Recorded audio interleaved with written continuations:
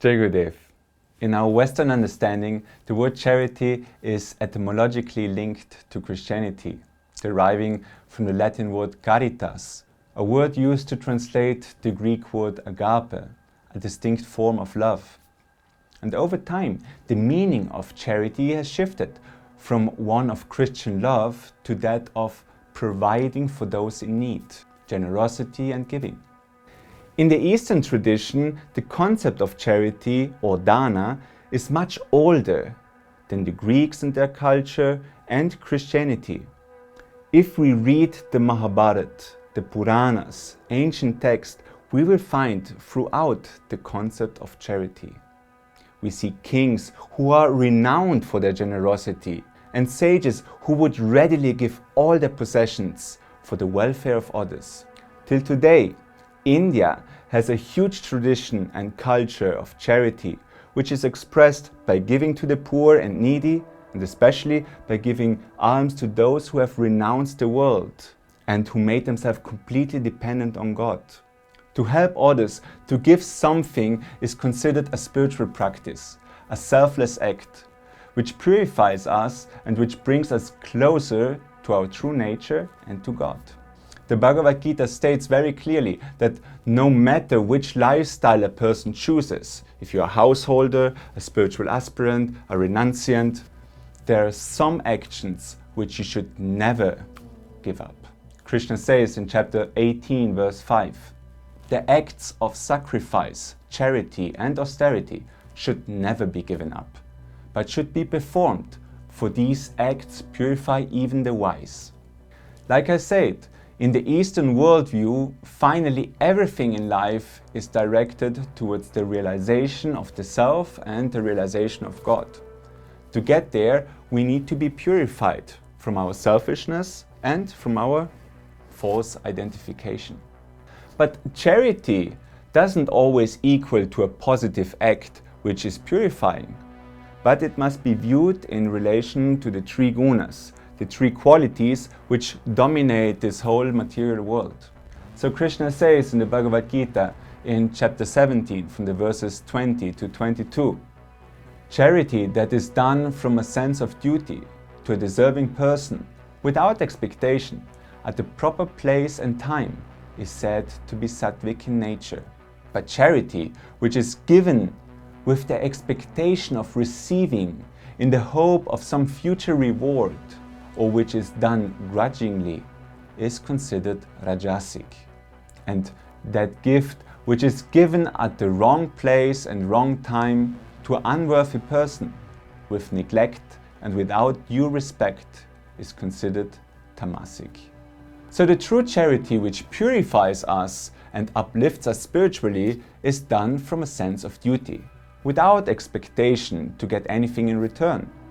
Giving for the sake of giving. Or like Christ said, what your right hand gives, your left one should not even know.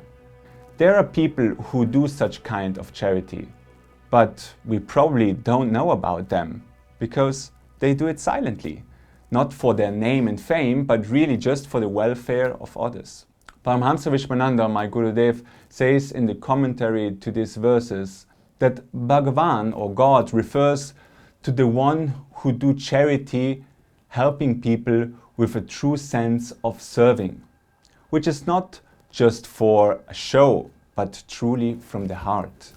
It is when you give and forget about it, not even expecting anything, any gratification, nor even a thank you. To a deserving person at the proper time and place is obviously more difficult to discriminate, because we can't really know which intentions a person has. Is the person using the help to serve himself and others?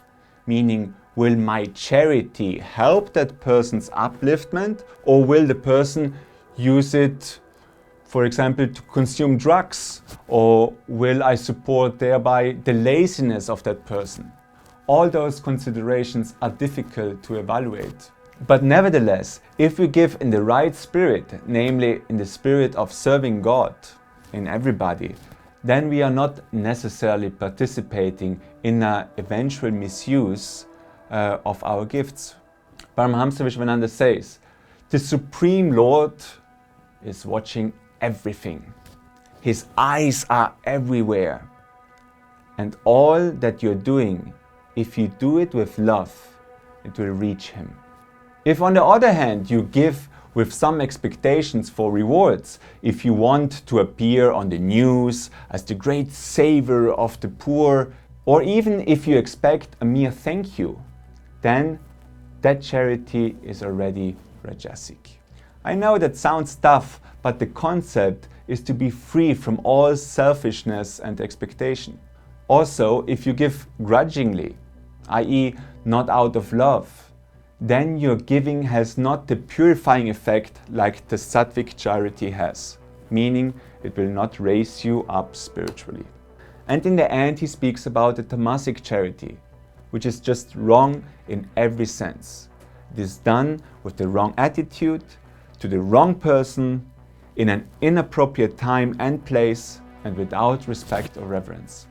For example, when somebody has absolutely wrong intentions, does a charitable act to wash money, or gives money to the wrong people who will just use that money to abuse others or abuse nature, then that act of giving or charity is definitely tamasic.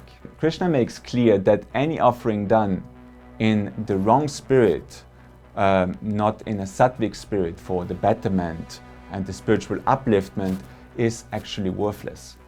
He says to Arjuna in chapter 17 verse 28, Arjuna, whatever is offered without faith, be it sacrifice, austerity or charity, is called asat. It is worthless in this world and the next. Like mentioned in the other videos of the Gunas, I think that these explanations of Krishna are a great tool of measurement for our own life. Where do I stand and what do I need eventually to change to reach a higher goal, a spiritual goal? Share with us your experience on the 3 types of charity, subscribe, like, and of course, share freely the link to this video. Jai Gurudev.